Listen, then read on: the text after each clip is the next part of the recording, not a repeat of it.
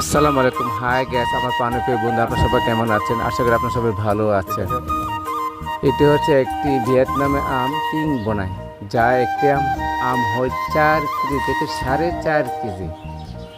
বুঝতে পারছেন? এটা খুবই সুস্বাদু এবং মিষ্টি। এই একটি দেশি আমের সাথে একটি কিং বোনা আমের ডালে ঝুর কলাপ করব। প্রথমে আমি দেশি আমটি ভালো করে ভাবে কেটে নেব, 2 ছাট ভাবে কাটবো। কাটার পরে ভালো করে আমি 2 ছাট কেটে ভাবে কাটবো। কাটার পরে কিং বোনাই আমের ছান ডালটি আবার ভাবে কেটে তারপর দেশি আমটি ডালের কিং বোনাই আমের ডালের ভিতরে দিয়ে ঝুর করে দিব। তারপর আমি একটি পলি দিয়ে সুন্দরভাবে ভেজে দেব। ঠিক 1.5 মাস পরে আম গাছটি আমি কেটে নিয়ে অন্য জায়গায় রোপণ করব। যদি ভিডিওটা ভালো লাগে একটা লাইক, কমেন্ট, শেয়ার দয়া করে আপনাকে অনুরোধ করে বলছি, সাবস্ক্রাইব করবেন। আশা করি করবেন। ভালো থাকবেন, সুস্থ থাকবেন। আল্লাহ হাফেজ।